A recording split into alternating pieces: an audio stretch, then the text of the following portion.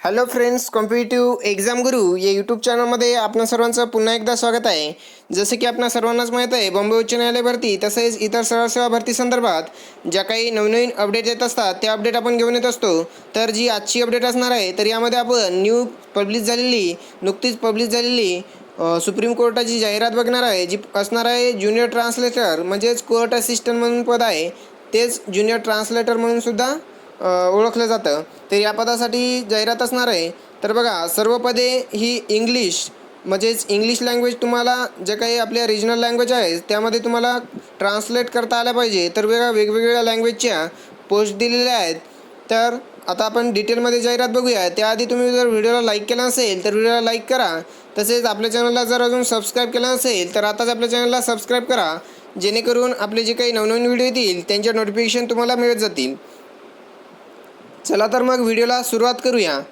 तर बघा, online applications are invited from the Indian citizen who fulfil the following and other eligibility conditions as on 1/1/2020 for preparation of a panel of candidates for filling up vacancies for the ex-cadre post of court assistant, that is junior translator, place in level 7 of the pay matrix with initial basics by the pay areas 44,900. The breakup of vacancies is as follow.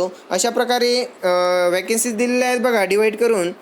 तर बघा, junior translator for translating judgment from English to Assamese 2 post. त्याच्यानंतर आहे junior translator for translating judgment for English to Bengali 2 post आहेत. त्यानंतर बघा, English to Telugu 2 post आहेत. English to Gujarati 2 post आहेत.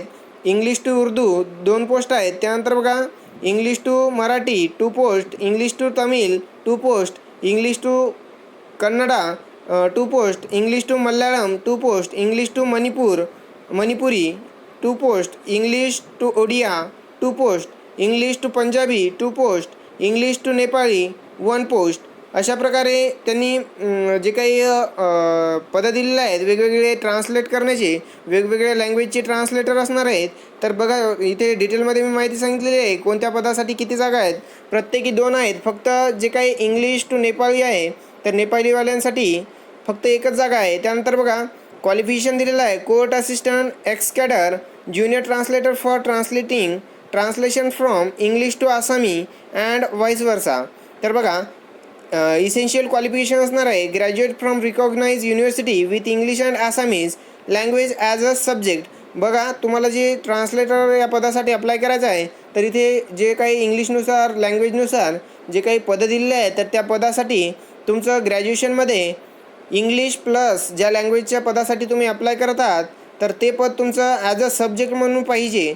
त्यानंतर बघा, अजून एक क्वालिफिकेशन दिलेलं आहे, त्याच्यासोबतच तुम्हाला हे सुद्धा आवश्यक आहे 2 years experience in translation work from English to Assamese language and vice versa in any government and reputed private institution.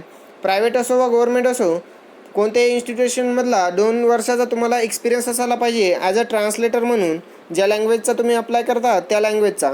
त्यानंतर बघा, कम्प्युटर प्रोफिशियन्सी दिलेला आहे. तर proficiency in computer operations and knowledge of relevant office packages wise. त्यानंतर word processing in English and Assamese. जे काही language असेल प्रत्येक क्वालिफिकेशनमध्ये तुम्हाला त्या लँग्वेजची पात्रता दिलेली आहे. तर तुम्ही बाकीच्या पात्रता बघू शकता. बाकीच्यांसाठी सेम आहे सर्व, कारण पद एकच आहे. फक्त तुमचे जे लँग्वेज असणार आहे, ज्या लँग्वेजच्या पदासाठी तुम्ही अर्ज करणार आहात त्या लँग्वेजचा तिथे उल्लेख केला जाईल. तर अशा प्रकारे ही जी सुप्रीम कोर्टाची जाहिरात होती तर ती जाहिरातीमध्ये अशा प्रकारे 25 पदं दिलेले आहेत. 25 पोस्ट आहेत. प्रत्येकी 2 आहेत. नेपाळीसाठी एकच आहे. आणि कम्प्युटर प्रोफिशियन्सीसुद्धा कंपल्सरी आहे. एक्सपिरियन्ससुद्धा कंपल्सरी आहे. त्यानंतर बघा, एज रिक्वायरमेंट दिलेली आहे. Candidate applying for the post of junior translator should be above 18 years and below 32 years of age. Usual relaxation in age will be admissible to the candidates belong to the SC, ST, OBC, PH, extra servicemen आणि depends of freedom fighter category as per government rules. There will be no upper age limit for the departmental candidates म्हणजे डिपार्टमेंटचे जे candidate असणार आहेत त्याच्यासाठी age limit नाही आहे. बाकीच्यांसाठी 18 ते 32 वर्ष आहे दिलेलं. त्यानंतर बघा the relaxation in upper age will not be applicable to the candidates who are working in other government departments, public sectors, undertaking etc. तर कोणत्या डिपार्टमेंटमधले असतील त्यांच्यासाठी वयाची अट जी आहे 18 ते 32च असणार आहे. सगळ्यांसाठी कॉमन आहे. जर तुम्ही या डिपार्टमेंटचे असाल तर तुमच्यासाठी इथे एज लिमिट दिलेलं नाही, कारण ट्रान्सलेटरचं पद आहे यामध्ये एक्सपिरियन्सवाल्यांनाच सिलेक्ट केलं जातं.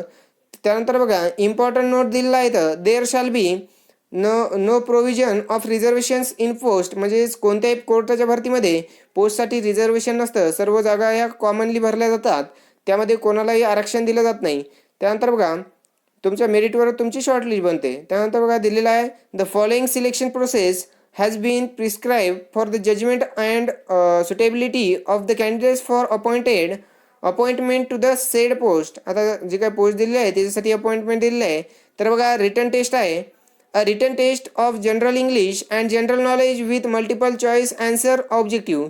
जे काही जनरल नॉलेज असणार आहे त्याच्याशी रिलेटेड, तसेच इंग्लिश लँग्वेज यामध्ये मल्टिपल चॉईस क्वेश्चन असणार आहेत 30 मार्क्ससाठी, आणि त्याला 60% क्वालिफाईंग मार्क्स असणार. 60% तुम्हाला मार्क्स घ्यावेत लागणार.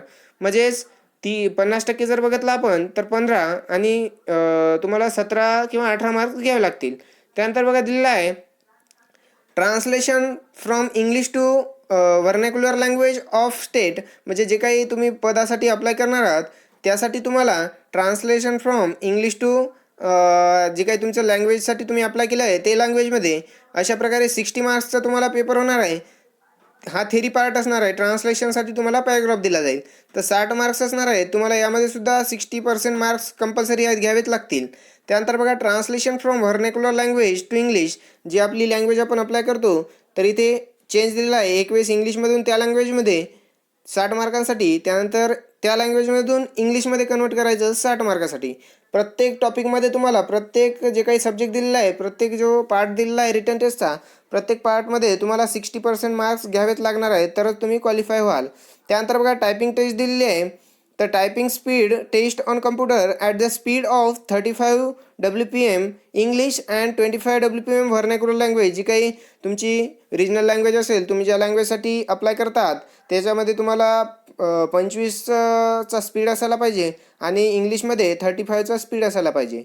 त्यानंतर बघा दिलेला आहे maximum permissible mistakes 5% of the total words type. जे काही तुम्ही पॅराग्राफ टाईप करणार आहात त्यामध्ये फक्त 5च तुमच्या चुका माफ होणार आहेत. तर बघा इंग्लिश 10 मार्कासाठी असणार आहे आणि व्हर्नॅक्युलर लँग्वेज जे तुम्ही अप्लाय करणार आहात त्या लँग्वेजचा पॅराग्राफ 10 मार्कासाठी असणार आहे.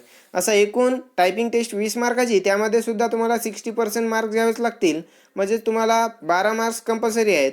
त्यानंतर बघा व्हाईस वर्सा म्हणजेच वायवा, तुमचा ओरली जे काही इंटरव्ह्यू होणार आहे तर तो 30 मार्क्सचा असणार आहे. त्यामध्ये सुद्धा 60% मार्क्स घ्यावेच लागतील. टोटल जे असणार आहे तुमचं हे written test plus typing plus viva तर 200 मार्क्स असणार आहेत. तर या 200 पैकी तुम्हाला 60% मार्क्स घेणं आवश्यक आहे. 110 मार्क्स घ्यावेच लागतील जर तुम्हाला क्वालिफाईंग क्रायटेरियामध्ये यायचं असेल तर. मेरिटमध्ये येण्यासाठी तुम्हाला क्वालिफाईंग मार्क्स आहेत 110. तर बघा समोर दिलेलं आहे the candidates will first subjected to objective type written test and translate test. Those who qualifying both these tests will be called for English and language proficiency test on computer, translating, typing speed in English and respective vernacular languages. The candidates who qualifying in all tests will be called for interview. तर बघा जसं जसं तुम्ही qualify करत जाल step by step तसं तसं तुम्हाला समोरच्या प्रोसेसमध्ये ॲड करण्यात येईल. त्यानंतर registration of application payment fee दिलेली आहे. पेमेंट दिलेलं आहे बघा 250 रुपये पेमेंट असणार आहे. जनरल OBC कॅन्डिडेट्स 500 रुपये जनरल आणि OBCसाठी असणार आहे. तसेच 250 रुपये जे काही SC/ST वाले असणार आहेत, एक्स्ट्रा सर्व्हिसमॅन PH त्यांच्यासाठी 250 रुपये असणार आहे. त्यानंतर बघा ऑनलाईन मोड ओनली, म्हणजेच जे काही चार्जेस असणार आहे चलन वगैरे ते फक्त ऑनलाईन मोड करायचं आहे तुम्हाला. Fee shawl not accepted be any other from number push. जे काही नंबर पोस्ट वगैरे असेल तर तुम्हाला दुसऱ्या पद्धतीने चलन करता येणार नाही, फक्त तुम्हाला ऑनलाईन पद्धतीने चलन करायचं आहे. त्यानंतर बघा जनरल इन्स्ट्रक्शन्स दिलेले आहे तुम्ही बघू शकता. आणि क्लोजिंग डेट आहे बघा ऑनलाईन ॲप्लिकेशन्स डेट बघा. Starting date from online registration of application 18 April 2022पासून तुमचे फॉर्म चालू होणार आहेत, म्हणजे सोमवारपासून. त्यानंतर लास्ट डेट असणार आहे 14/5/2022, म्हणजेच मेची 14 तारखेपर्यंत तुम्हाला अप्लाय करता येणार आहे.